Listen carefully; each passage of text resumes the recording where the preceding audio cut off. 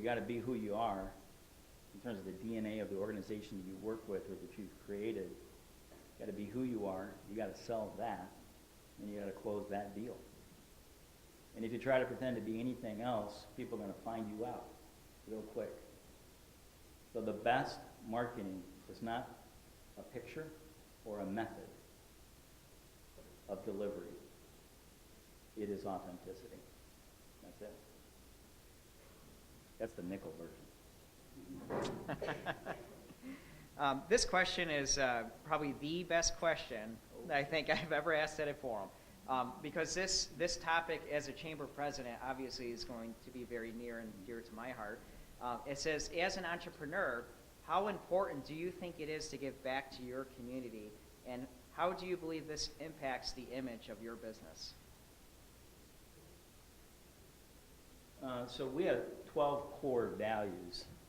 One of those core values we already talked about, which is faith, confidence, and courage. Another core value is essentially that giving is getting. And for us in particular, it's really important. We go to a community with a coffee shop, and the people that come to that coffee shop are the community. That's it. People within a 2, 3, 4 mile radius of that store. I mean, other people come, there's transient customers and so on and so forth. But the people that make that business after the owner-operator is the community. The community makes the business. The minute you realize that you have to go back out and support that community too, period. And that can manifest itself in any way that is comfortable for you. So whether it's an organization like the chamber, or whether it's through church, or school, or government, just being nice to people on the street, giving back is really important. Sometimes giving back feels like it's about money. And that's sort of a shortcut. I think time is the one that's really important, where the people see your face and know that you care. You can testify to that, right? Absolutely. Yeah, thank you. And I can definitely testify it. And I can tell you that we have 2 great store owners in this room right now who give back to the community in an unbelievable way, Sydney and Diane. So thank you so much. And I was telling Bob this morning in the reception that Biggby Coffee specifically is one of the big franchises, even in previous employment positions that I've had. I know for a fact consistently give to the community and support the community in a big way. And I think that's a huge part of your success. Mary, how much time do we have? We have a couple more questions here. Okay, great. So the next question is, thinking about back when you started Biggby Coffee, what was the most challenging part of writing the business plan? And then part B of that question is, how did you expand Biggby into other states and grow the franchise? So, I mean, the hardest thing about writing a business plan is writing a business plan. And it's like tomorrow, if you decided to write a book, you know, you'd have to sit down for an hour a day, 2 hours a day, whatever it would take, and write it. The number of people that come to me with a great idea, I'm like, yeah, that's a great idea, love it. Can you get it out of your head and on a piece of paper? Because if you get it out of your head and onto a piece of paper, you can sell it to somebody. Here's the thing about ideas in your head. They sound great in your head. Okay? You start writing it down on a piece of paper and showing that around to people, they're like, you know, have you thought of this? Have you thought of that? Or that doesn't make sense. So the value of writing something down, A, you get to be your first check. Because when you write that down, you read it later, you know, put it to the side for a week, read it later. You're like, what was I thinking when I wrote that? It's really valuable. Get the ideas out of your head and onto paper and just do it. Expanding out of state is really relatively easy. There are slightly different laws in every state on franchising that can be cumbersome. But once you sort of cross the state line, and we have, most of our stores are in Michigan, but we're also located in Ohio, Indiana, Illinois, Wisconsin, Texas, Florida, and South Carolina. So we've already crossed that Rubicon. But you have to be able to connect the dots on who you are, and you have to be able to connect the dots on being able to distribute your product. And those are the big hurdles for going out of state. And we're gonna wrap up with one more question. It's kind of a fun question, but how did you come up with the name Biggby? I don't know if that's a trick question or not, but because the first name, and I forgot your name, but you're from DTE. She says, like, yeah, I went to you when you were called Beaners, and we used to be called Beaners. Actually, our first name was Beaners Cappuccino, and you know, so when I was sitting down at my kitchen table working on that business plan, I was trying to come up for a name for the business, and I wanted something that was kind of catchy and easy to remember. I'm like, well, there's coffee beans, Beaners, that sounds good. The only problem with that is when I opened, I found out that's also a derogatory term towards a Mexican American. So now, I didn't know that because I've like grown up in Europe most of my life. Then I lived in East Lansing, pretty sheltered life. But people started communicating that is a derogatory term. And so we didn't change the name. You know, I sort of, a lot of hubris in this body right here. I was like, well, we can change the meaning of that, right? So if we get out there, you know, we'll, you know, and it wasn't like our website had a coffee bean dressed in a sombrero. It wasn't like that. You know, we're going to make it different.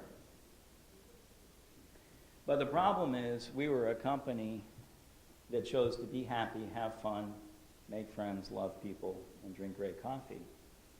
And in our hearts, we understood that it was a derogatory term. So nobody said anything or challenged us or made us change our name, but at about 100 units, franchise units, I had to stand up in front of the franchise community and say, I think we're going to change our name. And we're going to change our name because we're spending too much time talking about whether this name's derogatory or not, and we want to grow. And I needed unanimous consent from the franchise community because one of the things you pay for when you join a franchise is the name. And so everybody paid for the name Beaners, and they were okay with it. But I got unanimous consent, and so we came up with the name Biggby. So that's where the real question is. But for those who needed the background on it, there is. So, you know, who would be crazy enough to come up with a name like Biggby? You know, that's kind of silly. So here's the deal. So when I first came up with the name at my kitchen table, the industry was wide open and names were available. By the time I had to change the name, I didn't want to change the logo. I wanted to keep the logo. So I needed something that started with the letter B. But everything in our industry was kind of taken. And as a franchise company, I needed to be able to secure the URL address and be able to trademark the name. So this time I was no fool. I hired an ideation company to come up with a name. And I paid them a lot of money to come up with the 3 worst names I've ever heard in my life. It was really depressing because I paid them a lot of money and I still didn't like them. So I was despondent and sitting at my desk. And I remembered that, you know, we do a lot of outdoor advertising and that kind of thing. And so families driving around would have kids in the back seat. There were customers and so on and so forth. Kids couldn't even read yet, but they would point to billboards and say to their mom, hey, mommy, look at the big B. I'm like, I think I could make a name out of that. I mean, when I lived in England, I played rugby, so I understood that you could end in a BY, and, you know, and spell it like that. So, you know, I went through several iterations of Biggby, which is basically you're saying the logo out loud every time that you say the name. And, you know, like the first iteration was like big, and then, you know, big letter B, like Kmart, you know. I'm like, I don't think that's going to work. Another iteration was big B, like buzzing bee. You know, I'm like, that's not going to work. There's nothing to do with a bee and coffee together. So I decided to make up just a phonetic version of saying the logo out loud. And I spelled that B-I-G-G-B-Y. And the reason there's 2 G's in Biggby is because coffee has 2 E's and 2 F's. I'm just pulling your leg right there. But it sounds good, doesn't it? No, the reason it has 2 G's is because then you can remember it. If it had 1 G, it would be unspectacular. With 2 G's, it makes all the sense in the world. So the new name was born. I could secure the URL and the trademark, and away we went. The end. Thank you.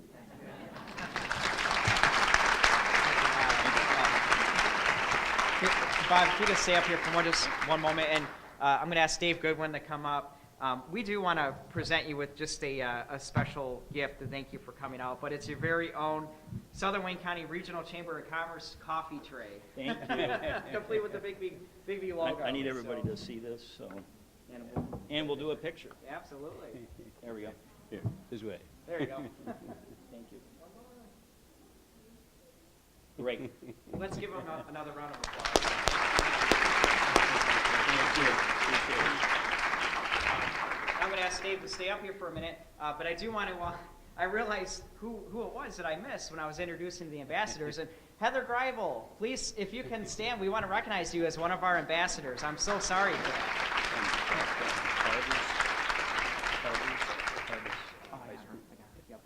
And so I want to introduce to you the chairman of our board of directors, Mr. David Goodwin. He's going to lead us in a pledge and do some closing remarks. Closing remarks first. Thank you all for coming out and making this a big successful event. Thank you, Bob Fish, for coming and sharing all your great thoughts. I think everybody's coming away a little better enriched.